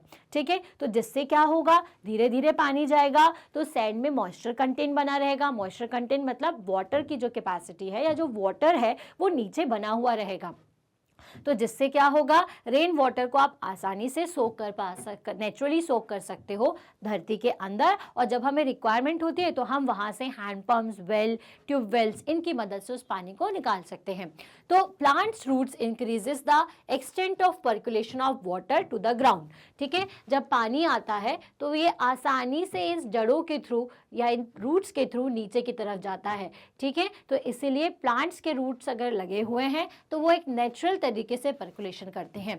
सो by planting more and more trees we can make more rain water to percolate and reach the water underground, ठीक है। तो अगर रेन वाटर को आपको आपकी ग्राउंड तक पहुंचाना है, दैट मीन्स कि अगर आपको पानी को स्टोर करना है नेचुरली तो ज़्यादा से ज़्यादा प्लांट लगाएं। अगर प्लांट कम लगाएंगे तो क्या होगा, बारिश का पानी जो है वो यहाँ वहाँ बह जाएगा, ड्रेन नहीं होगा, ठीक है। क्योंकि जो रूट्स है वो क्या करती हैं, प्लांट को तो ग्रो करती है, साथ ही साथ इस पानी को, बारिश के पानी को धीरे धीरे हमारे अंडरग्राउंड पहुँचाने का भी काम करती है। क्लियर? सो अगर हम देखना चाहें कि किस तरीके की सॉइल में किस तरीके की क्रॉप्स लगती हैं, तो चलिए देखते हैं इस टेबल के थ्रू। सबसे पहले अपन बात करेंगे सैंडी सॉइल की। किसकी? सैंडी सॉइल की। तो सैंडी सॉइल मतलब कि जिसमें क्या हो, जिसमें सैंड का कंटेंट सबसे ज़्यादा हो, ठीक है। 60% सैंड एंड बाकी का क्या होता है, 40% क्ले होता है। Contains very little clay and silt, इसमें क्ले और सिल्ट कम होता है। So it is porous. Porous का मतलब होता है आसानी से पानी को ऊपर से नीचे पहुंचा दे। The size of the soil particle in sandy soil is about 0.2 mm to 2 mm, ठीक है। 0.2 से लेकर के 2 mm तक के साइज होते हैं, ठीक है। The water building capacity of Sandy soil is very poor, ठीक है। पानी को स्टोर करने की जो कैपेसिटी होती है सैंडी सॉइल की वो अच्छी नहीं होती। Hence there is a lot of air present in this type of soil. अब क्योंकि इसमें एयर ज़्यादा प्रेजेंट होती है, वाटर को ये अच्छे से हैंडल नहीं कर पाती है। तो ये सारी चीज़ें अगर किसी क्रॉप को मंजूर हो तो वो इसमें लग सकती हैं। तो कौन सी ऐसी क्रॉप्स हैं? तो sandy soil is not good for plants, है ना, सारे प्लांट्स के लिए अच्छी नहीं होती। However melon and coconut grow in the sandy soil, ठीक है। इसलिए इसमें मेलन्स लग सकते हैं एंड कोकोनट्स लग सकते हैं, ठीक है। If water is available for irrigation, अगर इरिगेशन के लिए पानी है तो अपन इसमें maize, millets, barley can be grown in the desert soil. Cactus also grows in the soil, ठीक है। तो भाई जिनको बहुत ज़्यादा पानी की आवश्यकता ना हो, ठीक है, ऐसे सारी जगह पर जैसे कैक्टस है, ठीक है, जो कि अपने प्लांट में ही पानी को स्टोर कर ले, तो ऐसी जगह पर तो ये सॉइल काम कर जाएगी। लेकिन अगर किसी प्लांट को सॉइल से न्यूट्रिशन या सॉइल से पानी चाहिए तो फिर दिक्कत है ना। तो इसलिए कैक्टस या फिर मेलन, कोकोनट इनमें लग सकते हैं। लेकिन बाकी क्रॉप्स जो कि पूरी तरीके से सॉइल पर ही डिपेंड होते हैं, उनमें हम ऐसे क्रॉप्स को नहीं उन सारे क्रॉप्स को हम ऐसी सॉइल में नहीं लगा सकते, ठीक है। नेक्स्ट है आपका clayey soil. So clayey soil consist of very, अब क्ले सॉइल के बारे में फिर से जान लें कि बहुत ज़्यादा इसमें क्या होते हैं, very fine particles of clay, जिसमें क्ले के जो पार्टिकल्स हैं वो बहुत ही ज़्यादा फाइन होते हैं। Water holding capacity is very high. अब जितने ज़्यादा फाइन पार्टिकल्स होंगे उतना ज़्यादा पानी तो ये होल्ड करेंगे ही करेंगे, क्योंकि छोटे छोटे पार्टिकल बहुत पास में हैं, है ना। अब आप खुद इमेजिन करिए कि अगर ऐसे छोटे छोटे पार्टिकल्स हैं जो पास में हैं, तो जब इन पार्टिकल्स से पानी जाएगा तो उसको एक जगह से दूसरी जगह पहुंचने में टाइम तो लगेगा ही, है ना। लेकिन वहीं पर अगर पार्टिकल कुछ इस तरह से है, किस तरह से है, जैसे हम बताते हैं, अगर पार्टिकल दूर दूर हैं तो वह इन पार्टिकल्स में क्या होगा, फिर पानी जो है वो आसानी से जाएगा ना, ठीक है। तो वह जो आपका क्लेई सॉइल होता है, क्लेई सॉइल के क्योंकि पार्टिकल्स बहुत ज़्यादा फाइन होते हैं, इसलिए इसके पानी को होल्ड करने की कैपेसिटी ज़्यादा होती है। होल्ड तभी कर पाता है जब पानी को ऊपर से नीचे या एक जगह से दूसरी जगह पहुंचने में टाइम लगे। दैट मीन्स कि वो होल्ड कर रहा है पानी को, ओके। तो wait clay soil is very sticky. ये जो क्ले होती है वो भी काली, वो बहुत ही ज़्यादा कैसी होती है, वेट गीली जो काली मिट्टी है वो बहुत ही ज़्यादा कैसी होती है, स्टिकी होती है। It contains very little air. The size of the soil particle in clays is less than 0.2 mm। यहाँ पर 2 mm तक होता है सबसे छोटा, लेकिन इसमें 0.2 mm से भी छोटे छोटे पार्टिकल्स होते हैं। और इसमें ऑर्गेनिक मैटर बहुत ज़्यादा होते हैं। ऑर्गेनिक मैटर मतलब डेड लीव्स से जो बने हुए या डेड एनिमल्स से जो बने हुए जितने भी मैटर्स हैं वो सभी किस में ज़्यादा होते हैं, क्लेई सॉइल में होते हैं। Okay, so it is also not good for many plants. अब क्योंकि इसका पानी को होल्ड करने की जो कैपेसिटी है वो ज़्यादा होती है, तो ज़्यादा पानी भी नुकसानदेह होता है प्लांट के लिए और कम पानी भी, तो इसलिए ये भी ज़्यादा ऐसे प्लांट्स के लिए अच्छी नहीं है जिसमें पानी की ज़रूरत बहुत ज़्यादा ना हो। ठीक है, तो it is only good for the crops like paddy which require a lot of water. ठीक है, तो पैडी टाइप्स की जो आपकी क्रॉप्स होती हैं उसी के लिए ये सबसे अच्छी होती है जिसमें ज़्यादा पानी की ज़रूरत हो, है ना। which require a lot of water. Clay is used for making toys, pots and many other purposes. और clay का यूज़ लेकिन हम ज़्यादातर किस में करते हैं, clay का यूज़ इसलिए ज़्यादा किया जाता है आपके टॉयज़ में बनाने में या ऐसे ही सुंदर सुंदर से पॉट्स बनाने में किया जाता है और अदर चीज़ों में किया जाएगा जिसमें अपन जो सिर्फ बहुत सारे बर्तन वगैरह बनाने हो। तो उसी तरीके से सैंड सॉइल जो होती है इसका यूज़ अपन कंस्ट्रक्शन वर्क के लिए ज़्यादा करते हैं, इसमें होने वाली सैंड को अलग करके हम उसका यूज़ बिल्डिंग वगैरह बनाने में कर लेते हैं। ठीक है, देन उसके बाद आती है लूमी सॉइल। अब लूमी सॉइल क्या होती है, जैसा कि हमने पढ़ा था कि जिसमें सिल्ट भी हो, सैंड भी हो, क्ले भी हो, है ना। तो consist of sand, clay and silt. तो इसमें तीनों चीज़ें होती हैं, सैंड भी होती है, क्ले भी होती है और सिल्ट भी होती है। It also contains enough hums. साथ ही साथ इसमें क्या होंगे, हम्स का कंटेंट भी होता है। It has a good water holding capacities, it has a sufficient aeration. अब देखिए हर चीज़ तो अच्छी ही है ना इसमें, वाटर होल्डिंग कैपेसिटी भी देखिए आप इसकी बहुत अच्छी है। ठीक है, इसके साथ साथ एरिएशन भी अच्छा, मतलब कि हवा भी आसानी से इसमें चली जाती है। सैंड, क्ले, सिल्ट सब कुछ तो इसमें है ना। It is well suited for the cultivation process के लिए भी अच्छी है। Roots of plants get enough water, air and space to grow, है ना। रूट्स को क्योंकि अभी इतनी अच्छी है तो इसको क्या मिलेगा, पानी भी मिल जाएगा, एयर भी मिल जाएगा और रूट्स को आसानी से ऊपर से नीचे आने में आसानी होती है क्योंकि इसमें ना तो बहुत ज़्यादा बड़े बड़े पार्टिकल्स हैं ना ही बहुत छोटे छोटे हैं, ये कॉम्बिनेशन है, ये बीच का पार्ट्स है। तो loamy soil is ideal for growing crops such as wheat, sugar cane, cotton, jute, pulses, oil seeds. तो जितनी भी अपने जो मैक्सिमम फसलें हैं या मैक्सिमम क्रॉप्स हैं वो इसी तरीके की सॉइल में, दैट इज लूमी सॉइल में लगती हैं। ठीक है, तो ये सारे पॉइंट बहुत अच्छे से याद रखिएगा। ओके, सैंड, क्ले, सिल्ट का कॉम्बिनेशन है, ज़्यादा अच्छे पानी को होल्ड कर लेता है। इसी सारी क्वालिटीज़ की वजह से जो सबसे ज़्यादा क्रॉप्स है वो हम लूमी सॉइल में लगाते हैं। तो याद रखना इन सब के नाम, wheat, sugar cane, cotton, jute, pulses, oil seeds, vegetable are also grow well in this soil. और जो भी अपने वेजिटेबल्स होते हैं वो इसी तरीके की सॉइल में लगते हैं। तो अगर आप अपने घर में किचन गार्डन बनाना चाहते हैं तो आपको सॉइल को कैसे चेक करना है, आपको सॉइल को चेक करना है कि उसमें सैंड, सिल्ट और क्ले सभी का अगर प्रॉपर कॉम्बिनेशन है तो वो आपके गार्डन के लिए और आपके किचन गार्डन के लिए बहुत अच्छी है। अब आते हैं सिल्टी सॉइल के, तो रिच इन पोटाश। तो सिल्ट क्या होता है एक्चुअल में जो सिल्ट है वो सैंड का ही एक पार्ट है ना, सैंडी सॉइल के आसपास का ही एक पार्ट है। क्योंकि आप देखते हो कि आप अगर किसी पानी वाली जगह पर गए हुए हैं तो आपको वहां पर थोड़ी ऐसी मिट्टी देखने को मिलेगी जिसमें रेत का कंटेंट और क्ले का कंटेंट दोनों होता है। ठीक है, तो वही होती है आपकी सिल्ट सॉइल। तो ये पोटाश उसमें बहुत अच्छा होता है। तो ऐसी जो सॉइल है इनमें टोमेटोज, सेग, ठीक है, पियोनीज, हेलबोरे, रोजेस, बटरफ्लाई बुश, ठीक है, और ये सारी चीज़ें इसमें आसानी से लग जाती हैं। ठीक है, तो इनके आपको नाम याद अच्छे से रखने हैं। क्लियर?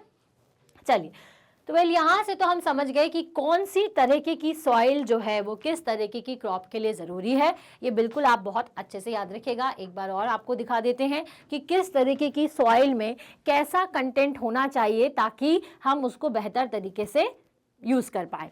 ठीक है, उसी तरीके से नेक्स्ट है आपका दूसरी टाइप की सॉइल जिसमें कि कौन सा सॉइल किस तरीके की क्रॉप के लिए है, तो आप इसको देख सकते हैं। अब आगे चलेंगे और देखेंगे कि भाई सॉइल इरोजन क्या है। तो सॉइल इरोजन बेसिकली क्या होता है, इस चीज़ को समझिए। सॉइल इरोजन का मतलब जब सॉइल कुछ इस तरीके की हो जाए, देख रहे हो बड़ी बड़ी सी दरारें आ गई हैं, ठीक है, आपस में जब पार्टिकल्स प्रॉपरली ना जुड़े, है ना। तो सॉइल इरोजन के कारण क्या होता है कि किसी जगह की जो सॉइल है वो धीरे धीरे कम होना शुरू हो जाती है। सॉइल इरोजन अगर है तो पार्टिकल्स आपस में बहुत अच्छी तरीके से बंधे हुए नहीं रहते, वो कोई भी आंधी तूफान में या बारिश में अपने प्लेस को छोड़ करके चले जाएंगे। तो मतलब कि उस जगह की सॉइल फिर इतनी अच्छी फर्टाइल नहीं हो पाएगी, ना तो हम उसमें किसी तरीके की क्रॉप्स लगा पाएंगे। ठीक है, तो सॉइल इरोजन को रोकने का तरीका क्या है, कैसे रोका जाए कि भाई ये जो सॉइल इरोजन है वो रुका रहे। तो इसके लिए ज़रूरी है कि हम प्लांटेशन करें। ठीक है, तो सॉइल इरोजन क्या है, तो सॉइल इरोजन को आप बोल सकते हो कि जब जो सॉइल पार्टिकल्स है वो आपस में प्रॉपर तरीके से बाउंड नहीं रहते, बाइंड नहीं रहते, और थोड़े से ही हवा, एयर में, रेन में ये अपनी जगह को छोड़ करके वहां से चले जाएं या बह जाते हैं, तो उसे सॉइल इरोजन कहते हैं। ठीक है, जब सॉइल इस तरह से कटना फटना चालू हो जाए, इसमें बड़े बड़े क्रैक्स आ जाएं, तो इसे सॉइल इरोजन कहते हैं। सॉइल इरोजन अगर होगा तो सॉइल में किसी भी तरीके का क्रॉप हम नहीं लगा सकते। ठीक है, तो उस सॉइल इरोजन को रोकने का तरीका क्या है, तो सॉइल इरोजन को रोकने का तरीका यह है कि जो पार्टिकल्स एक दूसरे से दूर दूर है उनको वापस से बांध दिया जाए।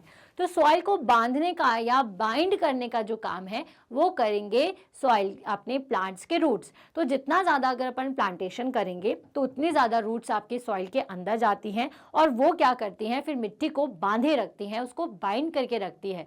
तो इससे क्या होता है, पूरे की पूरी सरफेस पर आपका जो सॉइल है, कंटेंट है, वो मेंटेन रहता है। ठीक है, so the removal of land surface by water, wind और ice is known as the erosion. ठीक है, तो लैंड सरफेस का रिमूवल क्या कहलाता है, इरोजन कहलाता है। Okay, so plant roots firmly bind the soil. Plant के जो रूट है वो जो सॉइल को बाइंड करके रखने का काम करते हैं। तो सबसे पहले तो डेफिनेशन याद रखिएगा, the removal of land surface by water. तो पानी के वजह से या विंड की वजह से या आइस की वजह से अगर लैंड सरफेस हटती जा रही है तो उसको इरोजन कहते हैं। ठीक है, so plant roots formally bind the soil. Plant के जो रूट्स है वही सॉइल को बाइंड करके रखते हैं। In the absence of plants soil becomes loose. अगर प्लांट्स नहीं होंगे तो सॉइल कैसी हो जाएगी, लूज हो जाएगी, फ्री हो जाएगी। ठीक है, so it can be moved by wind and flowing water, जो कि हवा या पानी की वजह से आसानी से बह जाएगी। Erosion of soil is more severe in areas of little और नो सरफेस वेजिटेशन। और सॉइल इरोजन उस जगह पर होता है जहाँ पर वेजिटेशन मतलब प्लांट्स का नहीं लगना हो, जहाँ पर प्लांट्स नहीं लगे रहते, वहाँ आसानी से सॉइल इरोजन हो जाता है, सच एज डेजर्ट एंड बेयरलैंड्स। ठीक है, तो बेयरलैंड्स या फिर जो आपके डेजर्ट्स होते हैं उन सभी में जो सॉइल इरोजन है वो सबसे ज़्यादा होता है। आप तो देखते ही हो कि वहाँ हमेशा सॉइल जो है या जो रेत है वो आपको हवा में उड़ती हुई दिखती है। So, cutting off trees and deforestation should be prevented and effort should be made to increase the green areas. तो अगर आप deforestation मतलब क्या होता है, जंगलों को अपनी नीड्स के लिए काट देना, तो वो कहलाएगा deforestation। तो अगर आप ट्रीज को काट रहे हो, डिफॉरेस्टेशन कर रहे हो, उन सारी चीज़ को रोक दिया जाए तो हम सॉइल इरोजन को रोक सकते हैं। सॉइल इरोजन अगर नहीं रुकेगा तो प्रॉपर जो सॉइल है वो नहीं रहेगी, और जो हमारे क्रॉप्स हैं, जो हमारी नॉर्मल फसलें हैं, वो नहीं लग पाएंगी और हमारे तक फूड नहीं पहुँच पाएगा। तो इस सब के लिए क्या ज़रूरी है कि बड़े बड़े ट्रीज और प्लांट्स को लगाया जाए, ताकि जो मिट्टी है, जो सॉइल है, वो आपस में जुड़ी हुई रहे और हमारा जो सॉइल इरोजन है वो कम हो, और जितनी सॉइल है वो अपनी सारी प्रॉपर्टीज़ और क्वालिटीज़ के साथ मेंटेन रहे। ठीक है, तो यहाँ पर आप समझ गए होंगे कि सॉइल इरोजन क्या है, देख सकते हैं आप लोग। ओके, चलिए, तो ये तो अपने एक और इम्पॉर्टेंट टॉपिक यहाँ पर कंप्लीट किया। आगे बढ़ते हैं और देखते हैं कि इस पूरे चैप्टर में मैंने आपको क्या क्या रिवाइज करवाया है और क्या क्या इंपॉर्टेंट टॉपिक हमने पढ़ लिए। ठीक है, तो पॉइंट वाइज पॉइंट याद दिलाते चलते हैं। Soil is important for life on earth, ये तो पॉइंट याद रखिएगा ही। सॉइल प्रोफाइल क्या होता है, soil profile is a section two different layers of the soil. ठीक है, डिफरेंट जो अपन ने लेयर्स पढ़ी थी ना सबसे पहले, अलग अलग लेयर्स होती हैं, अलग अलग सेक्शंस होते हैं, तो वही सॉइल प्रोफाइल क्या है, basically is a section of different layers of the soil. Various layers are called the horizon, और सभी लेयर्स को हम क्या कहते हैं, हॉरिजन्स कहते हैं। Soil is different type, soil जो है अलग अलग टाइप की होती है, जैसे क्लेई, स्लूमी एंड सैंडी। ठीक है, सिल्ट भी होती है, लेकिन वो क्योंकि सैंडी का ही एक टाइप है तो इसलिए उसको कभी कभी हम नहीं भी लिख सकते। पर्कुलेशन रेट के बारे में फिर हमने बताया आपको कि percolation rate of water is different in different types of soil. It is highest in sandy soil and least in clayey soil. Highest Sandy में होता है और सबसे कम किस में होता है, क्लेई सॉइल में। पर्कुलेशन को याद रखिएगा कि कौन सबसे जल्दी पानी को ऊपर से नीचे बहा दे। ठीक है, उसको पर्कुलेशन रेट कहेंगे। अगर ज़्यादा पर्कुलेशन रेट है तो पानी ज़्यादा देर तक एब्जॉर्ब नहीं करेगी मिट्टी, ठीक है। चलिए, तो वेल ये सारे पॉइंट्स पढ़े। इसके अलावा भी हमने बहुत सारी प्रॉपर्टीज़ आपको बताई थी जो कि आपको याद रखना है। हर एक पॉइंट को बहुत बेहतर तरीके से याद रखिएगा कि एब्जॉर्प्शन ऑफ वाटर क्या है, मॉइस्चर क्या है, ठीक है। तो वेल यहाँ पे हम ख़त्म करेंगे हमारा चैप्टर का रिवीजन, चैप्टर नंबर 9 जो कि था सॉइल। आई होप आपको ये रिवीजन समझ में आया होगा। अगर कोई टॉपिक आप और डिटेल में समझना चाहते हो तो वो मैं ऑलरेडी डिस्क्राइब कर चुकी है हमारे प्रीवियस क्लासेस में, जो हमने जहाँ पर चैप्टर का डिस्क्रिप्शन किया था। तो वो कहाँ से देखोगे? वेल www.magnetbrains.com पर जाकर के जस्ट क्लास सेलेक्ट करना।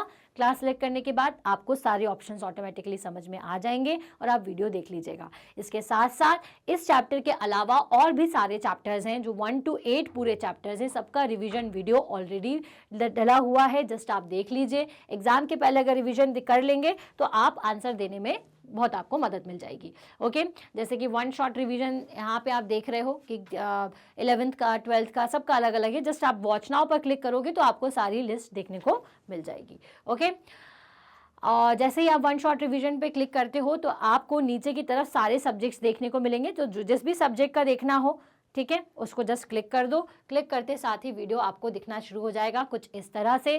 पूरे वीडियो को देखिए। अगर वीडियो पसंद आ रहा है तो क्या करना है? अगर वीडियो पसंद आ रहा है तो आपको करना है इसे लाइक और हमें कमेंट करके ज़रूर बताइए। इस वीडियो को शेयर करिए अपने सेम क्लास के स्टूडेंट्स के साथ, ताकि वो भी रिवाइज कर पाए, अच्छे नंबर ला पाएँ, और साथ में पढ़ने का मज़ा तो अलग ही होता है। साथ ही साथ इसको उनके साथ भी शेयर करें जो कि आपसे थोड़ी बड़ी या छोटी क्लास में है, क्योंकि हमारे पास हर क्लास का चैप्टर, सॉल्यूशन, 1 शॉट रिवीजन सब कुछ है। मतलब कि किंडरगार्टन से क्लास 12 तक, वो भी 100% फ्री। तो भाई इसको फिर आप अपने दोस्तों के साथ शेयर करिए ना। और साथ ही साथ चैनल को सब्सक्राइब ज़रूर करिए ताकि जो भी रिसेंट अपडेट है वो तुरंत आप तक पहुँच जाए, ठीक है। अपडेट मिलती जाएगी तो आप सारी चीज़ आपको पता चलती जाएगी कि कब 1 शॉट रिवीजन आ रहा है, कब हमें किसी और अगर एग्ज़ाम की प्रिपरेशन करनी है तो उसके लिए क्या हमारा स्ट्रेटेजी है, सब कुछ आपको तुरंत पहुंच जाएगी। तो वेल मिलेंगे अब हम हमारे नेक्स्ट वीडियो में। तब तक के लिए stay happy, stay healthy. Thank you so much.